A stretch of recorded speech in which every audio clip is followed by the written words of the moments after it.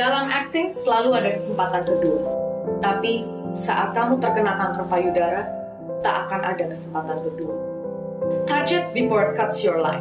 Sadari, setiap 7 hari setelah awal menstruasi. Selamat pagi Bapak Ibu sekalian dan sahabat Loving dimanapun Anda berada. Hari ini saya Dr. Karina Andini mendapat kehormatan untuk membuka acara Pink Webinar yang diinisiasi oleh Dokuti Klinik bekerjasama dengan Loving dengan mengangkat tema vaksin COVID-19 amankah bagi penyintas kanker payudara. Dari pihak Loving hari ini saya ingin memperkenalkan Ibu Samantha Barbara. Izinkan saya untuk membacakan sebentar mengenai CV dari Ibu Samantha. Ibu Samantha Barbara Island adalah seorang alumni dari Universitas Atmajaya, kemudian mengambil Master Degree of Business Administration dari New Hampshire University, USA. Saat ini sebagai chairman dari Yayasan Daya Darah Indonesia atau lebih dikenal sebagai Loving, dan memiliki segudang pengalaman lainnya di bidang event organizer, di bidang bisnis, juga merupakan seorang penulis buku, penulis lagu, seseorang yang sangat aktif di berbagai kegiatan sosial dan CSR, dan juga seorang volunteer bagi JAN atau Jakarta Animal Aid Network. Luar biasa ya Ibu Samantha. Dan tidak kalah pentingnya narasumber kita hari ini yang akan kita temui adalah Dr. Eko Adi Pangarsa, seorang dokter spesialis penyakit dalam, konsultan hematologi, onkologi medik. Saat ini berpraktek di Rumah Sakit Karyadi, Semarang. Dr. Eko juga merupakan anggota dari berbagai fellowship internasional dan juga seorang pembicara yang aktif bagi komunitas Yayasan Kanker Indonesia. Tanpa berlama-lama lagi, saya mohon izin untuk memanggil para narasumber kita hari ini. Yang pertama tentunya saya ingin mempersilahkan kepada chairman kita dari Loving, Ibu Samantha Barbara Island. Saya persilahkan Ibu Samantha untuk memperkenalkan diri, kemudian juga tentunya mengenai Loving dan kegiatannya. Waktu dan tempat saya persilahkan. Ya, terima kasih Dr. Dini. Senang sekali hari ini kita bisa berkumpul walaupun jarak jauh, tapi teknologi mendekatkan kita. Dan semoga pertemuan hari ini juga membawa banyak berkah buat yang lain. Kami dari Loving, Yayasan Daya Darah Indonesia, sangat berterima kasih dengan kerjasama yang sudah dijalin dengan Dokuti. Kami sama-sama ingin memberikan yang terbaik untuk masyarakat, khususnya kami kepada pasien kanker payudara. Seperti diketahui, misi Loving adalah edukasi, sehingga ini merupakan media atau alat bantu memberikan informasi yang saya rasa akan memberikan, mudah-mudahan akan memberikan pencerahan kepada teman-teman penyintas dan survivor. Terima kasih sekali. Kami juga ingin mengucapkan terima kasih kepada Dr. Adi dari Semarang jauh-jauh berkumpul dan menyempatkan diri untuk nanti memberikan info-info yang masih menjadi tanda tanya buat kami para penyintas dan para warrior. Terima kasih juga, nanti kami dibantu oleh rekan saya, sahabat saya, Vertina Sari, survivor yang luar biasa. Jadi memang Loving ini isinya dijalankan oleh survivors. Jadi dari survivors untuk survivors. Terima kasih. Mudah-mudahan acara ini bermanfaat bagi semuanya. Terima kasih Dr. Dini. Baik, terima kasih Ibu Samantha. Untuk memulai acara hari ini mungkin akan segera kita mulai dengan sesi tanya jawab. Tentunya Ibu Samantha, Mbak Sari, dan Dr. Eko, apakah sudah siap untuk memulai sesi diskusi kita hari ini? Siap. Baik, mungkin saya persilahkan kepada ketiga narasumber kita hari ini untuk menyalakan kamera, kemudian memastikan bahwa mic-nya dalam kondisi on, dan saya persilahkan kepada Ibu Samantha untuk memulai dengan pertanyaan pertama kepada Dr. Eko. Silahkan disimak teman-teman sekalian. Halo, selamat pagi Dokter Eko, apa kabar? Mbak Sari, apa kabar? Kita bertiga mau ngobrol-ngobrol nih dok. Dokter gimana di Semarang dok? Ya, sehat. Saya di Semarang baik. Saya senang sekali di acara ini. Ya, Semarang banyak angka COVID-nya, tapi aman. Semoga bisa sehat semua kita di sini. Amin, amin dok. Nah, ini kita senang sekali dipertemukan oleh Dok Kwiti. Nah, sekarang ini kan vaksin lagi digalakkan dok. Nah, kita nih para survivor terutama di Lafping banyak sekali bingung dan simpang siur, takut ya. Apalagi takutnya ada dua, ada yang takut sakit, ada yang tidak tahu nanti apakah boleh divaksin. Nah, apalagi takutnya karena kami atau teman-teman itu kan komorbid ya. Jadi katanya memang harus lebih waspada dengan virus COVID. Tapi dok, supaya kita lebih mengerti lagi, boleh nggak sedikit dikasih latar belakang ini sebenarnya si coronavirus tuh siapa dan bagaimana cara penularannya sih dok? Silakan dokter Adi. Ya, terima kasih sekali. Ya, jadi memang pertanyaan pada komunitas cancer tentang COVID dan vaksin ini sebuah isu atau sebuah pertanyaan yang sering sekali ditanyakan. Satu, range penderita cancer ini banyak. Gitu. Satu, dia bisa pengobatan aktif. Kedua, bisa pengobatan maintenance. Tiga, dia bisa survivor. Nah, survivor itu artinya sudah tidak ada treatment apa-apa. Tapi maintenance dia masih di dalam bisa terapi kemoterapi oral misalnya, bisa di dalam kemoterapi minum, obat hormonal misalnya, bisa juga dia sedang induksi kemoterapi atau radiasi, nah, banyak sekali range-nya. Jadi memang ini satu isu yang cukup menarik. Jadi dan termasuk kelompok rentan betul. Jadi artinya memang kita harus hati-hati memperlakukan kelompok kanker payudara atau kanker yang lain di dalam treatment. Kalau kita bicara coronavirus, begitu, coronavirus ini sebetulnya adalah sebuah virus RNA yang berasal dari genus beta coronavirus.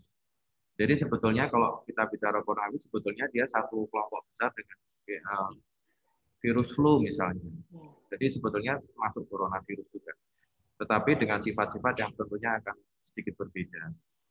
Nah, protein penyusun utamanya itu ada 4 atau jadi protein S, begitu spike protein S, begitu protein M, protein E, dan protein N.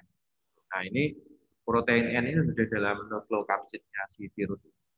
Protein S ini yang kemudian dikembangkan oleh si banyak perusahaan vaksin untuk membuat gitu. Jadi basisnya hampir semua sekarang yang ada di sini itu adalah dari protein S ini atau S spike. Oke dok. Iya makanya kalau ini kan lagi dibuat ya dan berbagai macam merek ya dok yang ada di pasaran dan kadang-kadang ini juga jadi pertanyaan apalagi sekarang ini katanya varian-variannya berbeda. Jadi apakah kalau saat ini katanya yang Delta, dok, itu apa ya, dok? Maksudnya ada Beta, Delta, terus nanti bagaimana? Jadi kalau kita vaksin sekarang, apakah ini juga akan melindungi varian-varian tersebut, dok? Ya, terima kasih. Jadi sebetulnya ada beberapa labeling dari WHO. Ini berdasarkan dari penamanya, berdasarkan dari pelacakan dari turunan genetik dari SARS-CoV-2 itu sendiri.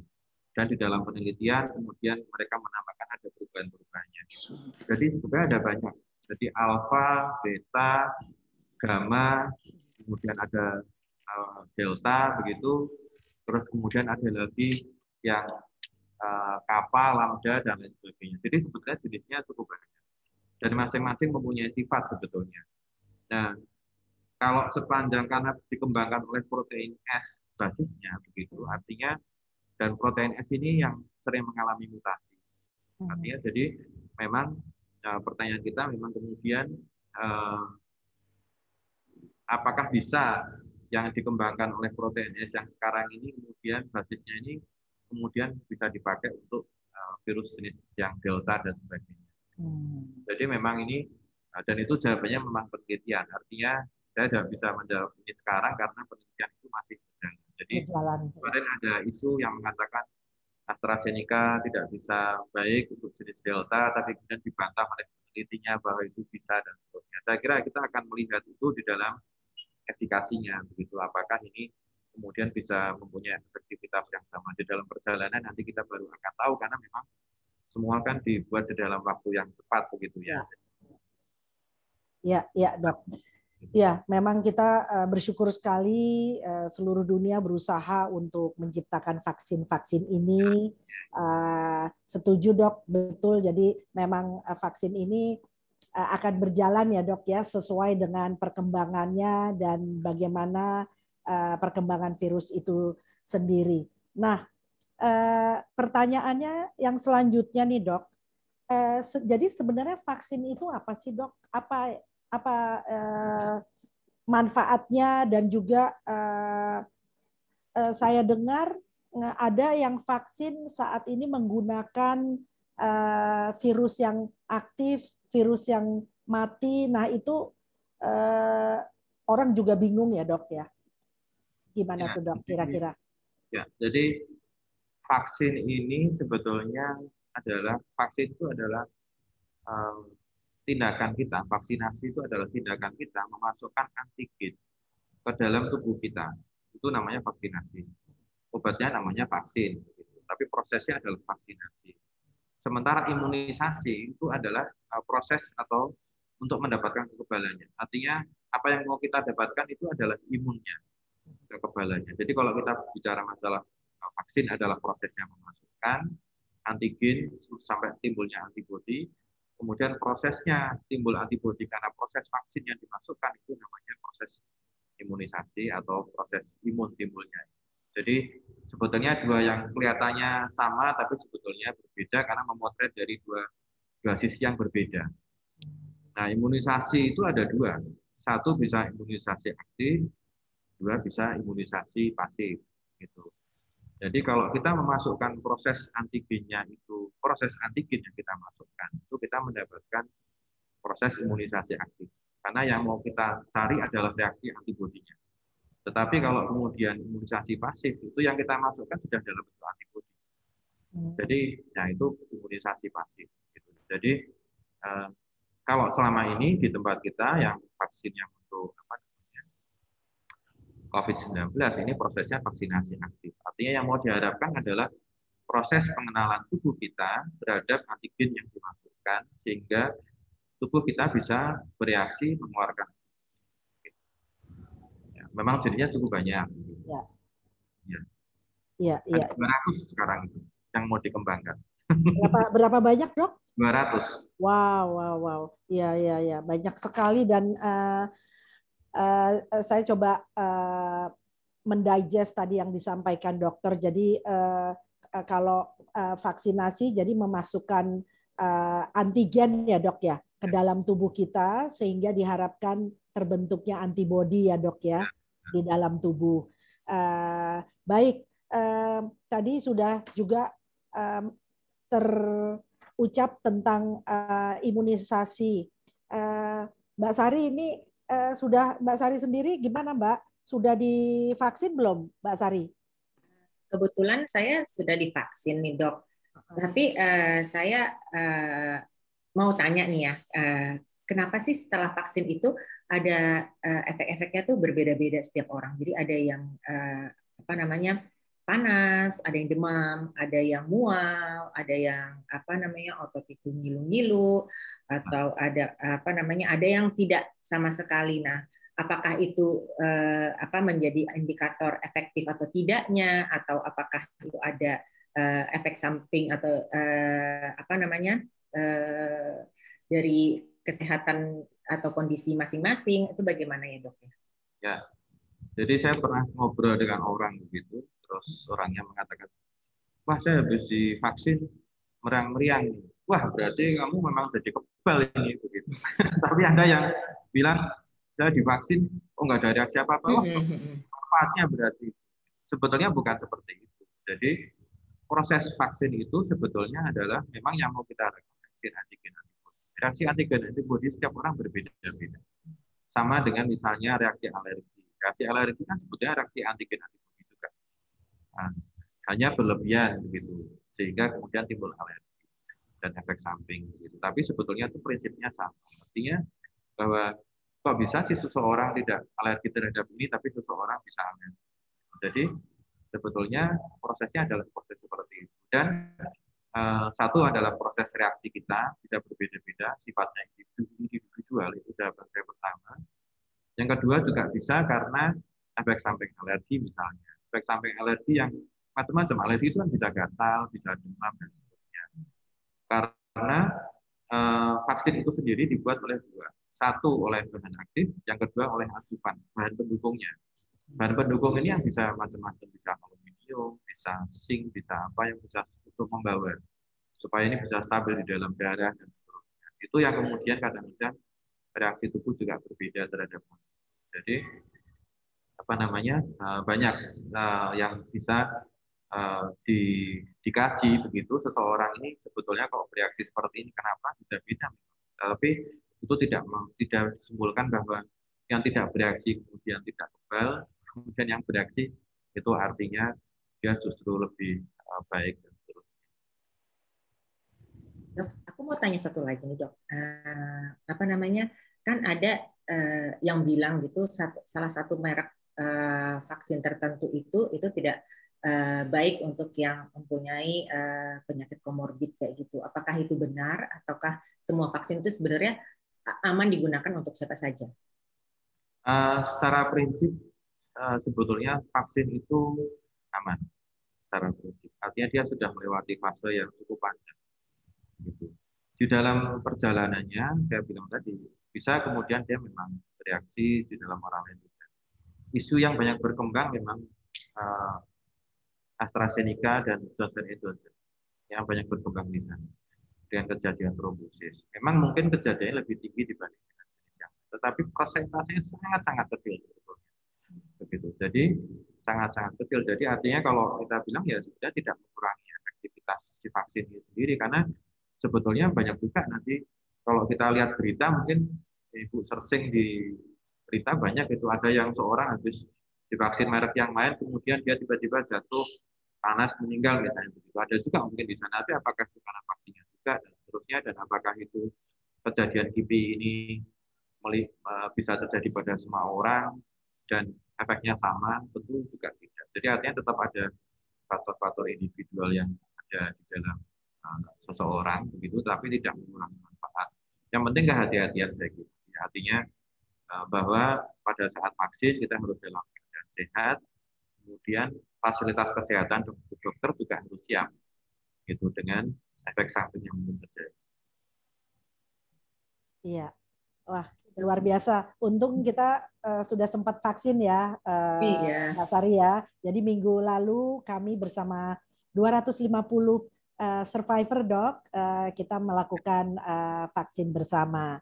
Nah, tapi tetap saja ada pasien-pasien kanker payudara yang belum sreg.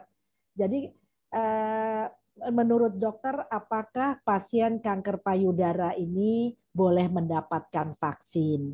Dan waktu yang tepat itu kapan? Tadi dokter di awal sudah bicara memang teman-teman pasien ini kan stagesnya ada yang baru terdiagnosa, ada yang masih kemo, radiasi, dan lain-lain. Nah, itu pertanyaan-pertanyaan yang hadir, saya baru masih kemo, apakah boleh vaksin? Saya sudah kemo, kapan yang tepat?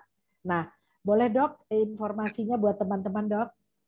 Terima kasih. Jadi kalau kita melihat semua jenis rekomendasi, begitu, semua mengatakan bahwa kelompok cancer adalah kelompok prioritas untuk mendapatkan.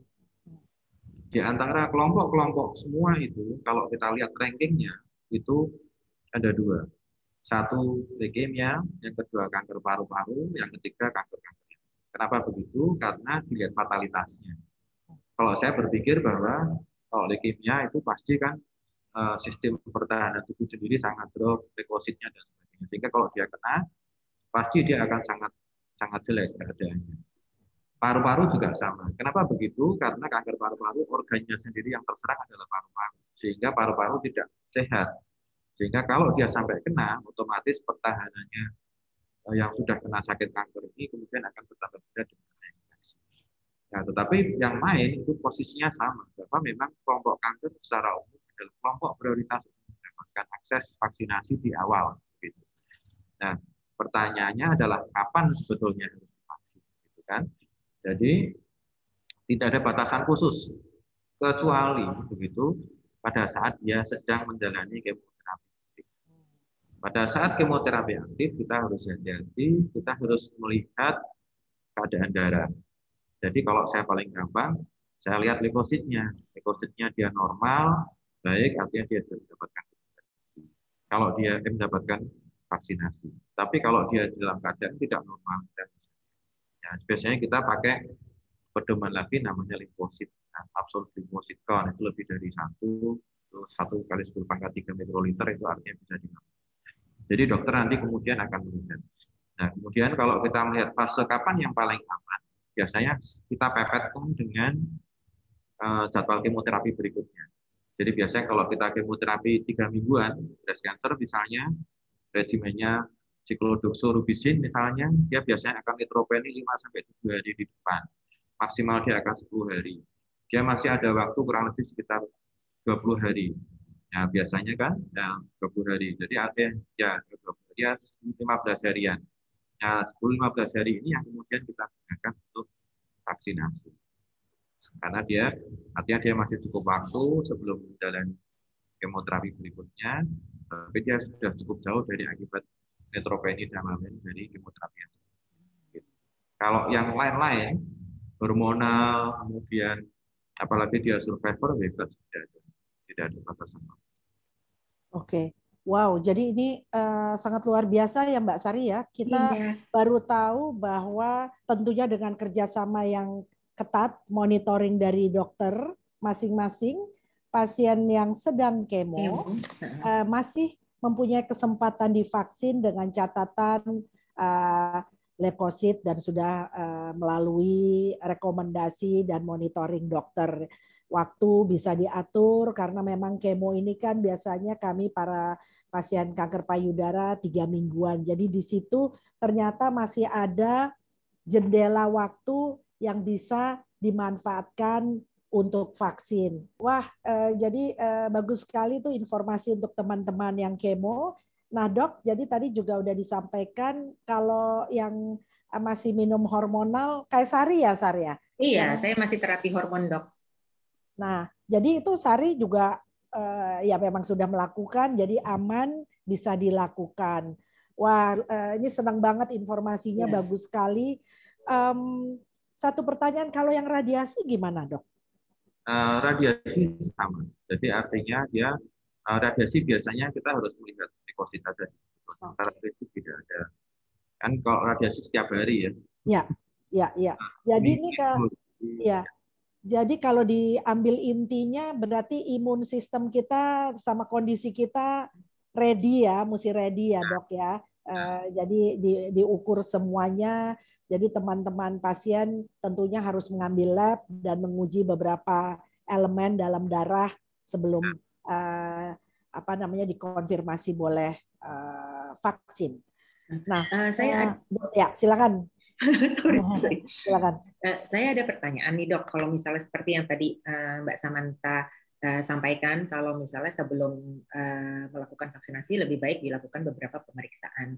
Nah, kan yang sering kami dengar itu adalah kalau sebelum vaksin harus cek di dimer kayak gitu-gitu. Nah, itu apakah seberapa perlunya, apakah harus atau tergantung kondisi untuk pengecekan di dimer, dan apa-apa saja sih yang seandainya perlu dicek itu, apa-apa saja yang perlu dicek dari kami sebelum melakukan vaksinasi.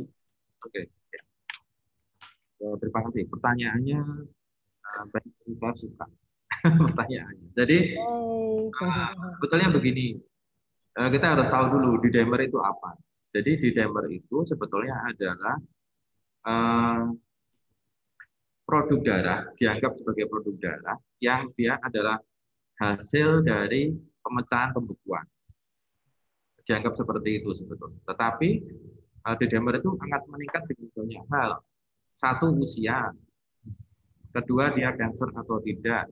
Dia ada pembekuan darah atau tidak. Dan ada infeksi atau tidak. Banyak. Gitu. Jadi kalau kita misalnya kita dalam keadaan misalnya kakinya bengkak, tapi karena terbentur dan cukup besar radangnya, kita periksa D-dimer akan tinggi. Seseorang normal itu D-dimer di bawah 500. Tetapi dia di atas umur 50 tahun, itu dia akan meningkat juga. Dan itu normal. Orangnya geriatri, jalan-jalan, usia 70, kita periksa D-dimer 700, itu normal juga. Gitu. Jadi artinya tidak bermakna sesuatu D-dimer itu untuk menentukan dia boleh vaksin atau tidak. Gitu. Jadi kita harus melihat laboratorium itu di dalam banyak sisi, gitu. Itu yang mau saya sampaikan. Kalau kemudian apa yang harus diperiksa, kalau kami akan melihat kalau pasien ini kemoterapi, pasti dia atau breast cancer kita akan melihat dia fasenya fase apa, itu yang paling. Kemudian yang kedua, pengobatan apa yang diberikan. Karena obat tertentu kita bisa meramalkan ini dia turun dalam waktu beberapa hari sebetulnya. Karena ada skornya itu.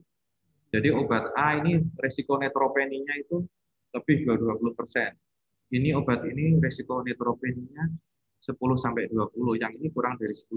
Jadi kalau saya kasih obat misalnya jenisnya gemcitabin, misalnya contoh lah breast cancer gemcitabin, saya akan tahu bahwa dia tidak akan neutropenia karena kurang dari 10%. Jadi saya bisa kira-kira, dok, saya bisa masuk kemoterapi kapan? Saya akan jawab bahwa kamu 1 minggu atau 5 hari setelah kemoterapi bisa melakukan vaksin.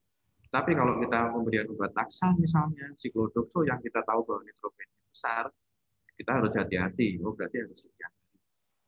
Kalau dia hormonal, gitu kita harus hati-hati apakah dia risiko trombosis atau tidak.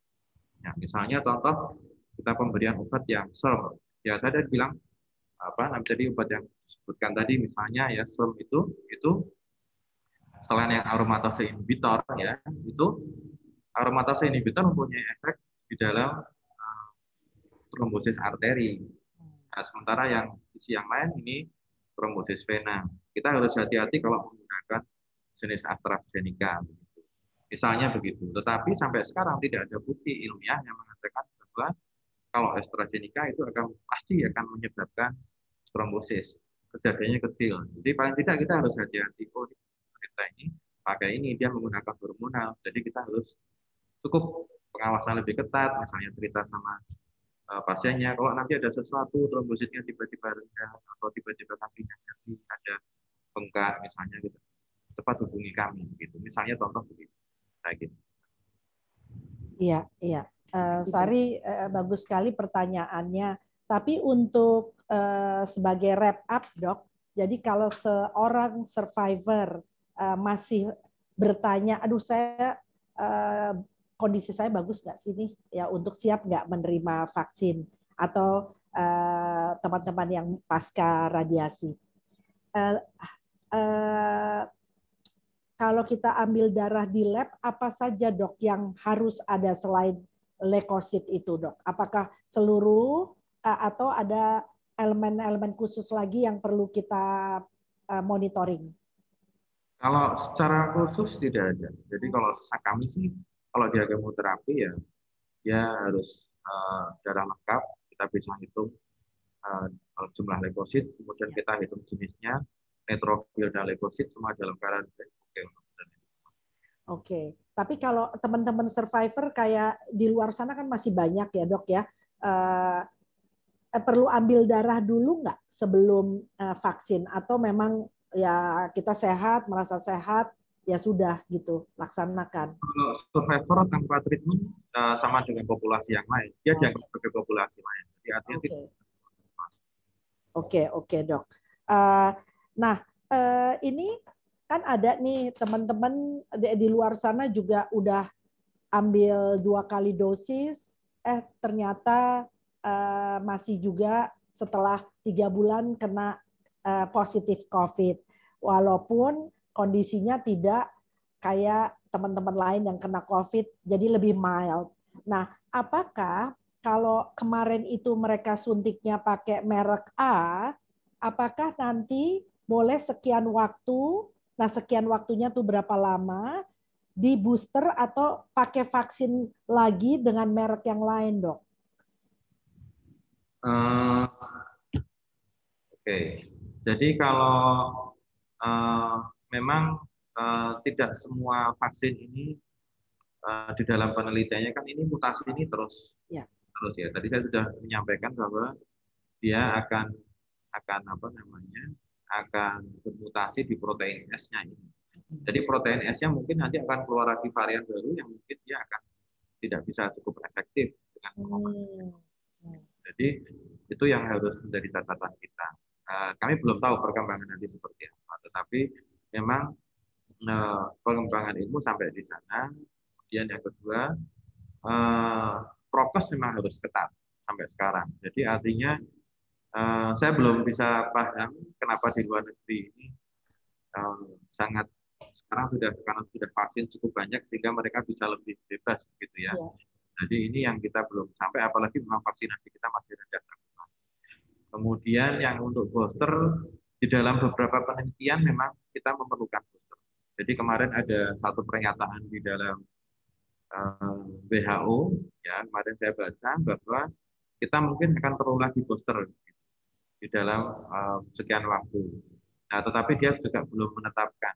Itu artinya jenis vaksin dan kemudian kapan sih harus dilakukan booster ini. Jadi sampai sekarang kita masih menunggu rekomendasi. Gitu.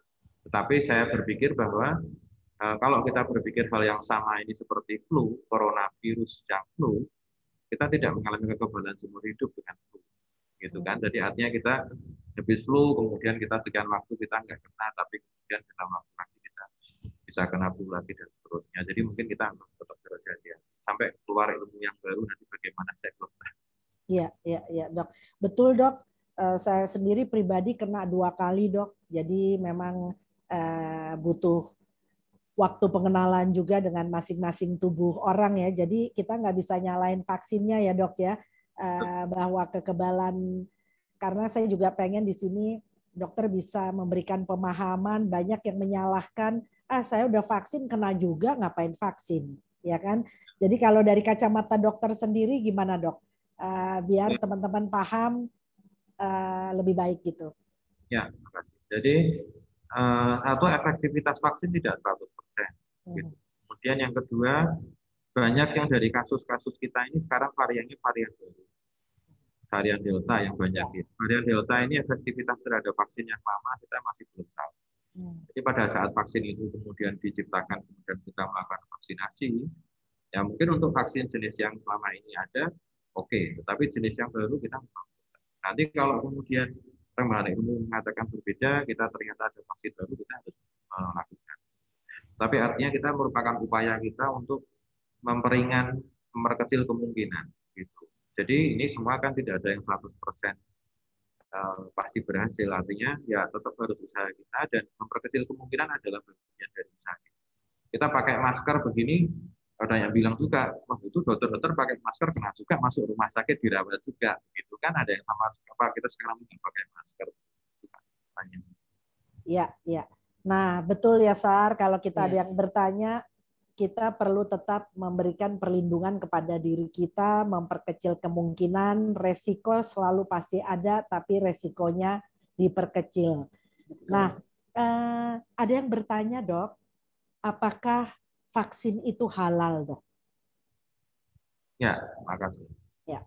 Jadi vaksin ini ada beberapa jenis sebetulnya. Ya, tetapi mayoritas halal. Mayoritas saya bilang halal. Dan kemudian ada satu statement dari MUI khusus untuk yang AstraZeneca. Jadi AstraZeneca ada 2 poin. Yang pertama, dia sebetulnya haram. Karena ada proses penggunaan prosesnya ada babi di dalam proses laboratorium. Tapi di dalam poin di bawahnya, MUI mengatakan bahwa ini adalah mubah. Artinya bisa dipakai dalam kondisi darurat karena keperluan, manfaat lebih banyak daripada kalau ditinggalkan. Jadi artinya semua bisa dipakai, semua jenis vaksin. Oke, baik dok. Senang banget nih pencerahannya. Mungkin dari Mbak Sari masih ada lain tidak, Mbak? Saya mau ada pertanyaan juga nih, kan soalnya kan banyak juga ya info-info yang dari media sosial itu. Benar nggak sih dok? Salah satu infonya itu adalah jika setelah vaksin itu dalam kurun waktu tertentu, misalnya untuk vaksin yang 3 mingguan itu setengahnya itu 1,5 minggunya itu justru antibodi kita sedang drop-dropnya. Demikian juga untuk vaksin yang 3 bulan jaraknya itu berarti 1,5 bulan itu antibodi kita sedang drop dan baru setelah 1,5 bulan berikutnya baru naik kayak gitu. Itu bagaimana ya dok ya? Kalau kita melihat grafiknya enggak begitu. Ya, jadi tidak bisa dibuktikan secara ilmiah ketakutannya. Jadi artinya memang kekebalan itu akan bertahap akan naik. Orang mungkin beranggapan secara awam bahwa karena keadaannya habis vaksin badan malah jadi berges-berges, nggak karuan, sakit kepala dan macam-macam, itu mengatakan bahwa ini saya sedang drop-dropnya nih gara-gara divaksin. Jadi setelah itu nanti kemudian dia akan meningkat kembali. Gitu. Jadi memang tidak begitu. Jadi memang dia akan meningkat perlahan-lahan, akan makin tinggi.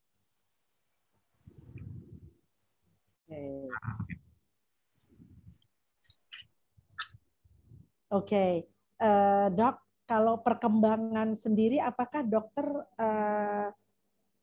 mendengar atau ada informasi-informasi dari Kementerian Kesehatan RI untuk peraturan-peraturan yang terbaru bagi kelompok komorbid, khususnya para pasien kanker?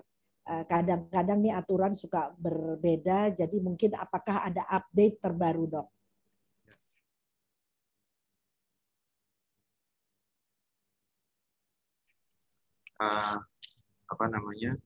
Pernyataan untuk pasien kanker ini memang di dalam klausul kita harus hati-hati begitu, harus hati-hati di dalam. Tapi kemudian banyak sekali jurnal dan guideline di luar yang kemudian mengatakan bahwa justru masuk prioritas ini begitu. Jadi ini yang kemudian sekarang masih kita. Nah, tapi kemudian untuk hal-hal baru, untuk yang dari Depkes sekarang malah justru memperluas ini pada kelompok 12 sampai 17 tahun ya yang baru. Ya, sekarang jadi ini yang hal baru dari Depkes itu bisa dimasukkan di dalam perkembangan baru bahwa vaksinasi aman untuk kelompok usia. Baik. Satu pertanyaan lagi, saya mengingat beberapa teman-teman pasien. Kan kita banyak yang dimastektomi ya dok ya, sehingga tangan kayak saya sebelah kiri berarti tangan kiri saya jadi ratu sejagat, nggak boleh ngangkat-ngangkat dan segala macam. Tapi ada juga teman yang mastektominya double, jadi kanan kirinya juga ada limfedemanya. Nah ini nyuntiknya di mana ya dok sebaiknya? Lengan yang mana kalau sudah demikian dok? Ya. Sebetulnya kan prinsipnya dia masuk di dalam intramuskular ya sampai dalam begitu. Jadi artinya kalau kira-kira itu bisa sampai ke sana itu hal yang bisa dipakai karena vaksin juga nggak berdiri di satu tempat kan, dia bisa nyebar di mana-mana, yang penting ada reaksi antigen yang mau kita capai. Jadi sepanjang ada tempat yang lebih baik dan kita yakin dia sampai ke dalam tempat yang kita tuju itu bisa dipakai. Oke, jadi artinya juga tangan mana saja itu tidak apa-apa, bagi yang tangannya juga limfedema pembekakan juga tidak memberikan pengaruh buruk tidak. Pengaruh buruk tidak, walaupun kita bisa yakin bisa sampai ke dalam. Oke, baik. Ya walaupun mungkin efek pegel itu bisa saja terjadi seperti yang normal juga ya dok ya. Oke, nah ini bagus sekali, banyak teman-teman yang kebetulan double mastektomi, mereka bertanya seperti itu. Baik, saya rasa kalau dari Mbak Sari tidak ada lagi, kami sangat berterima kasih sekali dokter untuk bincang-bincang, ngobrol-ngobrol seputar vaksin khususnya buat para pasien kanker payudara di Loving. Terima kasih sekali dokter. Terima kasih, Dok. Semoga kita ketemu lagi, saling merapatkan barisan untuk kebaikan masyarakat. Ya, terima kasih. Jadi acara ini cukup menyenangkan. Ya, saya cukup terima kasih, cukup berbangga diundang oleh keluarga besar Loving, difasilitasi oleh Doviti, begitu. Ya, saya ingin bahwa acara ini cukup bisa menjawab apa yang menjadi pertanyaan komunitas Loving khususnya dan komunitas breast cancer secara umum di Indonesia. Jadi bahwa kita harus tahu bahwa kelompok cancer adalah kelompok yang mendapat prioritas untuk mendapatkan akses vaksinasi. Nah, kenapa begitu? Karena memang kelompok rentan. Nah, kemudian kedua yang saya sampaikan di sini bahwa kita harus yakin keadaan kita cukup baik, ya, lab baik, kemudian kita tidak perlu terlalu takut kemudian dengan efek samping karena memang kejadian ikutan pasca imunisasi bisa terjadi pada semua orang. Tapi tidak khusus kalau kemudian setelah menderita kanker akan mendapatkan efek samping lebih berat dibanding yang lain dan seterusnya. Sehingga manfaat itu pasti akan lebih baik, lebih tinggi kita mendapatkan vaksinasi dibanding kalau kemudian kita meninggalkan dan takut untuk divaksinasi. Saya kira begitu. Baik, terima kasih Dr. Eko. Mungkin saya izin menutup. Bagi Ibu Samantha, Mbak Sari, Dr. Eko, terima kasih sekali untuk diskusinya dan pertanyaan-pertanyaan yang mewakili tentunya dari teman-teman penyintas kanker payudara mengenai vaksin COVID-19. Tentunya kami tidak ingin kegiatan edukasi ini berhenti sampai di sini. Saya mohon izin nantikan kegiatan Pink webinar lainnya. Terima kasih. Terima kasih.